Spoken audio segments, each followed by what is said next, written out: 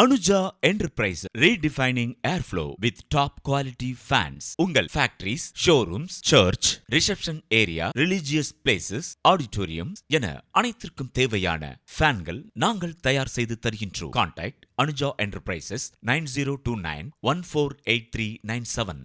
வணக்கம் சகோதர சகோதரிகளே.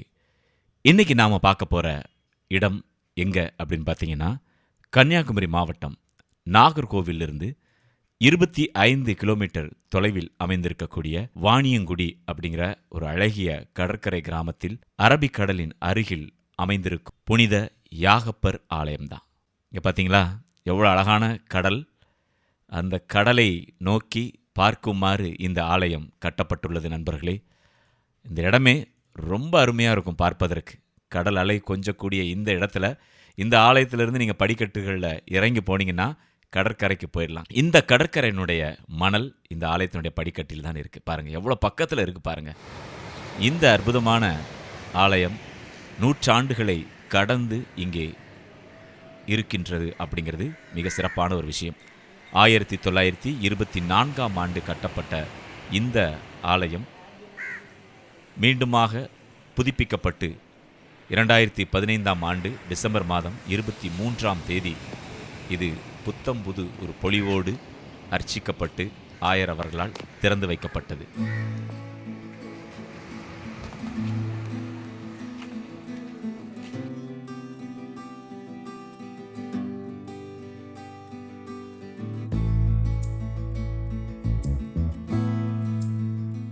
இந்த அழகான ஆலயத்தினுடைய எழில்மிகு தோற்றத்தை பார்த்தீங்களா? ஆக்சுவலாக நீங்கள் இந்த ஊருக்குள்ளே வந்த உடனே ஆலயத்தினுடைய தோற்றம் தெரியும். அதுதான் முன்வாசல் நம்ம நினைப்போம். இல்லை, இதனுடைய முன்வாசல் கடற்கரையை ஒட்டி தான் இருக்குது. நீங்கள் சுற்றி வந்தீங்கன்னா உள்ளே வரலாம். ஆனால் அதுக்கு நீங்கள் அந்த வழியாக வர்றதுக்கும் பாதை வச்சுருக்கிறாங்க. அழகான நுழைவு வாயிலோடு அற்புதமான ஒரு கல் கட்டிடமாக, மிக சிறப்பான ஒரு ஆலயமாக புனித யாகப்பர் ஆலயம் இந்த வாணியங்குடியில் இயங்கிக்கிட்டு இருக்கு.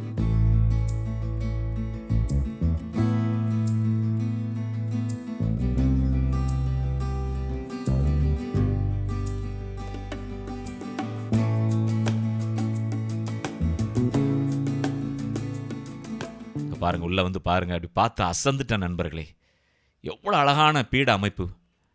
அழகான கோவில்கள்லாம் பார்க்கணும், வேலைப்பாடுகளோடு கோவில்கள்லாம் பார்க்கணும் அப்படின்னு நீங்கள் நினச்சிங்கன்னா கன்னியாகுமரி மாவட்டத்துக்கு வந்துடுங்க. நான் போன வீடியோவில் இதை சொல்லியிருந்தேன். ஏன்னா இந்த மாவட்டத்தில் நான் நுழைந்த போது கண்ணில் தென்பட்ட அனைத்து ஆலயங்களுமே மிக அருமையாக இருந்தது. அத்துணை வேலைப்பாடுகளோடு அமைந்திருந்தது. இந்த பீடத்தை பாருங்களேன். மேக கூட்டத்தில் கடவுள் இருக்கிற மாதிரியும், அதற்கு கீழே இறை மகன் சிலுவையில் அறையுண்டு இருப்பது போல் கீழே நற்கரணை பெட்டி பீடம் சொல்லி ரொம்ப அழகாக பண்ணியிருக்கிறாங்க. இந்த ஆலயத்தில் எனக்கு ரொம்ப பிடித்தமான விஷயம் இந்த ஆலயத்தினுடைய தூண்கள் தான். அந்த தூண்களில் அவ்வளோ அழகான வேலைப்பாடுகள்லாம் பண்ணியிருக்காங்க. இங்கே பாருங்களேன்.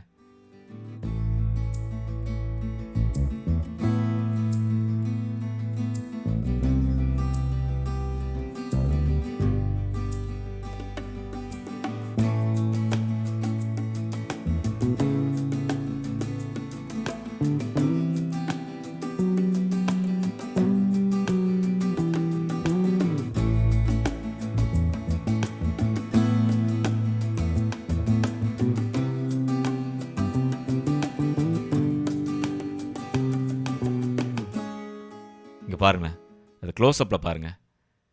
எவ்வளோ வேலைப்பாடுகள் பார்த்துருக்காங்க பார்த்தீங்களா? இங்கே பாருங்கள், அதுங்க பாருங்கள். ஆஹா, அருமை அருமை அருமை.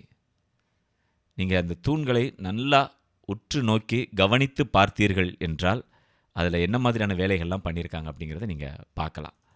சரிங்களா?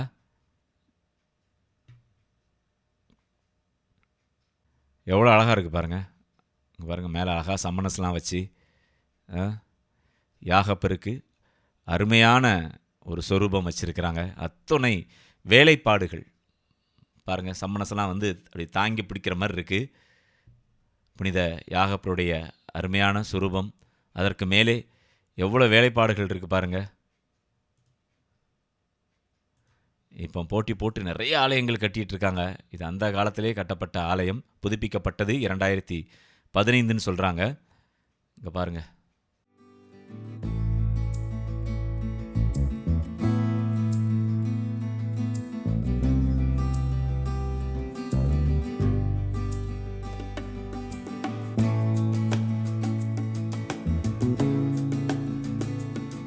குதிரை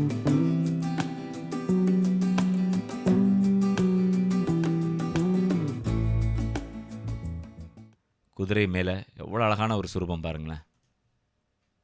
மர வேலைப்பாடுகள்லாம் கீழே அவ்வளோ அழகாக வந்து பண்ணி வச்சிருக்கிறாங்க.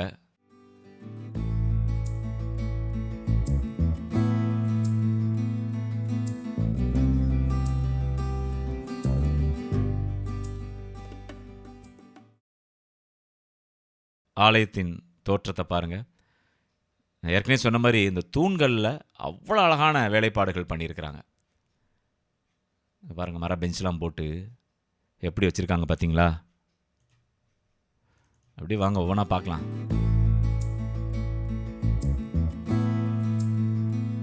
ஆலயத்தினுடைய மேலே பாருங்கள், டாப் சீலிங் இது. அருமையான டிசைன், சூப்பராக பண்ணியிருந்தாங்க. அதில் ஏஞ்சல்ஸ்லாம் இருக்குது பாருங்கள், 4 பக்கமும் ஏஞ்சல்லாம் இருக்கிற மாதிரி இருக்குது பாருங்கள். இந்த பெயிண்டிங் ஸ்டைல்லாம் பாருங்களேன், ரொம்ப அருமையாக இருந்துச்சு. ஒரு மைல்டு கோட்டிங்காக வளவலான்னு இல்லாமல் ரொம்ப நல்லா இருந்தது. இது ஒரு மாடல்.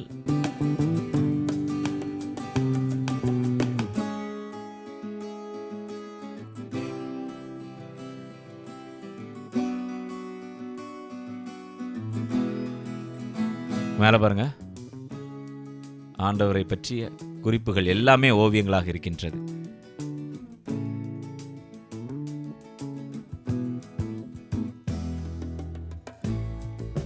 எத்தனை எத்தனை பாருங்க, ஆஹா.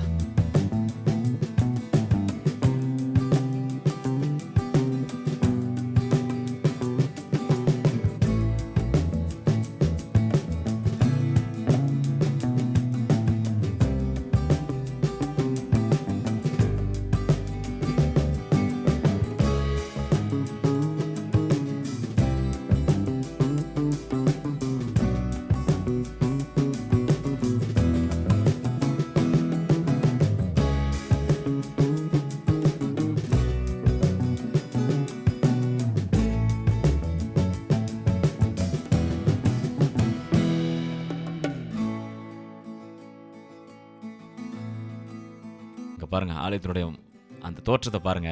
இப்போ இந்த ஷாட்டில் பாருங்க, பின்னால இருந்து பார்த்தோம் அப்படின்னா அந்த தூண்கள் பாருங்களேன், ஒரு அரண்மனையில் இருப்பது போன்ற ஒரு கம்பீரத்தோடு அழகிய வேலைப்பாடுகளோடு அமைச்சிருக்கிறாங்க. மேலே பாருங்க, ஆண்டவருடைய அந்த கடைசி இரவு உணவு அதை குறிப்பிடக்கூடிய வகையில் அந்த ஓவியம் தீட்டப்பட்டிருக்கு. சீலிங்கில் பாருங்கள், ஒவ்வொன்றிலையும் ஒவ்வொரு அழகான டிசைன் பண்ணியிருக்கிறாங்க. ரொம்ப பிரமாதமாக இருக்குது, நல்லா பண்ணியிருக்கிறாங்க. வாணியங்குடி மக்களுக்கு வாழ்த்துக்களை நாம் தெரிவித்தே ஆக வேண்டும்.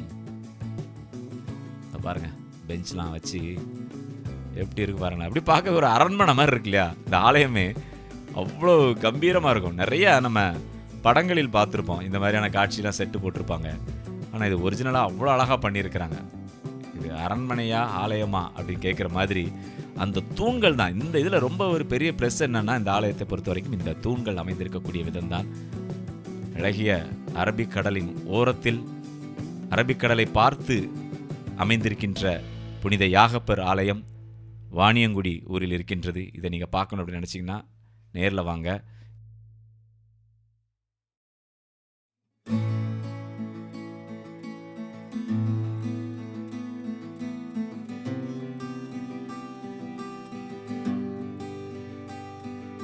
இங்கே பாருங்கள், சகாய மாதா பாருங்கள், அற்புதமாக இருக்குது பாருங்க. என்ன அருமையாக பண்ணியிருக்காங்க. அதற்கான வேலைப்பாடுகளையும் பாருங்க நண்பர்களே.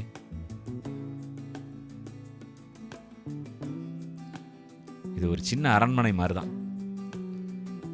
எனக்கு என்னன்னா, இந்த மாதிரி ஆலயங்கள் வந்து சிட்டி பகுதியில் வந்து அவ்வளவா பார்க்க முடியல. இந்த கடற்கரை கிராமங்களில் அத்துணை அழகாக அவங்களுடைய ரசனைகளை பாருங்களேன். ரசித்து ரசித்து இறைவனுக்கான ஆலயத்தை வடிவமைத்திருக்கிறாங்க. இங்கே பாருங்கள், இந்த இதெல்லாம் பார்க்கும்போது அப்படி ஒரு அரண்மனை மாதிரி தான் இருக்குது. அரண்மனை செட்டு மாதிரி இருக்குது. அப்படி இருக்குது வேலை. அவ்வளோ வேலைகள் பார்த்துருக்காங்க. எப்படி இருக்குது பாருங்கள்.